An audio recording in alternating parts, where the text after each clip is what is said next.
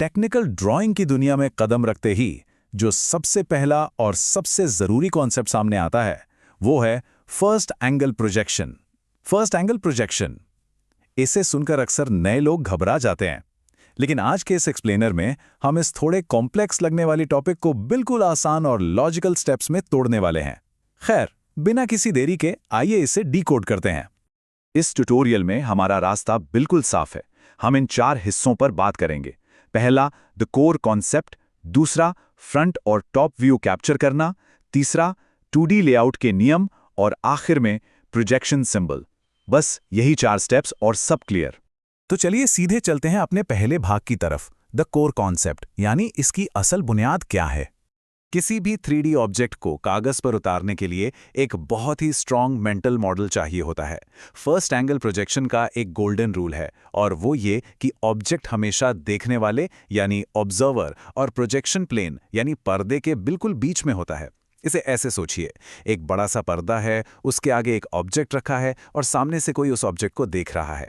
ये जो स्थानिक संबंध या स्पेशियल रिलेशनशिप है ना, यही इस पूरे सिस्टम की जान है। अब 3D स्पेस में ऑब्जेक्ट की इस एग्जैक्ट पोजीशन को समझना बहुत ज़रूरी है। रूल के मुताबिक ऑब्जेक्ट वर्टिकल प्लेन जिसे हम वीपी कहते हैं, उसके ठीक सामने होता है, और साथ ही हॉरिजॉन्टल प्लेन यानी क्षैतिज तल या एचपी के ठीक ऊपर होता है। इस पोजीशन को ध्यान में रखना बिल्कुल क्रूशियल है, क्योंकि आगे के जितने भी व्यूज़ बनेंगे वो सब इसी फाउंडेशन पे टिके हैं। अब बढ़ते हैं दूसरे हिस्से पर, फ्रंट और टॉप व्यूज़ कैप्चर करना। ऑब्जेक्ट को उसकी जगह पर रख दिया, ठीक है। अब उसे एक्टिवली ऑब्जर्व करने की बारी है। सोचिए कि एक मूवी डायरेक्टर की तरह कैमरा सेट करना है। स्टेप 1 बड़ा सिंपल है। ऑब्जेक्ट को बिल्कुल सामने से देखिए ताकि उसकी परछाई या प्रोजेक्शन सीधे पीछे वाले वर्टिकल प्लेन पर पड़े। और स्टेप 2, ठीक ऊपर से नीचे की तरफ देखिए, जिससे उसका प्रोजेक्शन नीचे वाले हॉरिजॉन्टल प्लेन पर छप जाए। ये स्टेप बाय स्टेप तरीका आखिर में किसी भी कंफ्यूजन की गुंजाइश ही नहीं छोड़ता। इन दोनों स्टेप्स को फॉलो करने के बाद रिजल्ट एकदम शीशे की तरह साफ होता है। सामने से देखने पर जो प्रोजेक्शन मिलता है उसे फ्रंट व्यू कहते हैं, और ये हमेशा वीपी पर बनता है। दूसरी तरफ ऊपर से देखने पर जो मिलता है उसे प्लान या टॉप व्यू कहा जाता है, जो हमेशा एचवी पर बनता है। फ्रंट व्यू और टॉप व्यू के बीच का ये डिफरेंस हमेशा क्रिस्टल क्लियर होना चाहिए।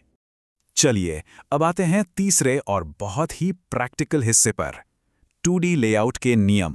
अब तक बातें 3D स्पेस में हो रही थी, लेकिन इंजीनियरिंग ड्राइंग तो एक फ्लैट 2D पेपर पर बनती है ना।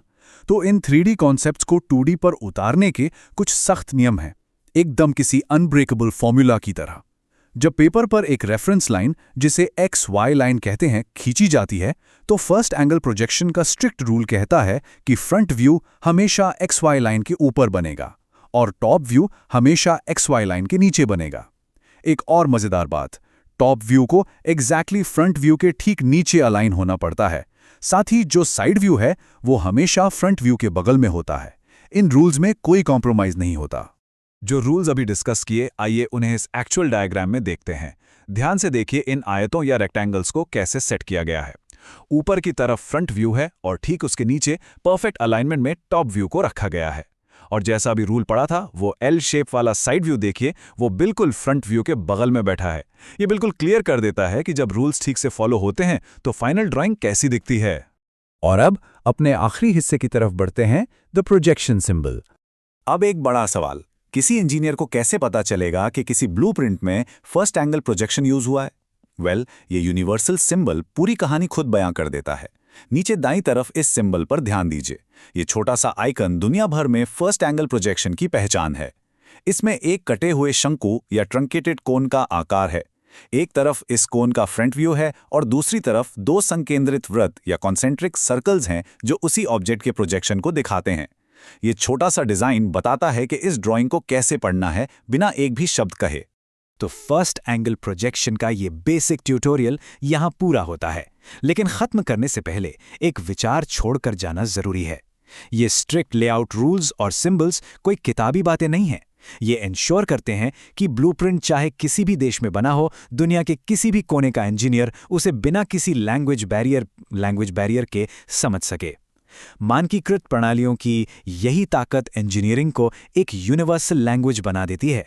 खैर, आगे भी ऐसे ही स्टैंडर्ड्स के बारे में जानने की जिज्ञासा बनाए रखिए।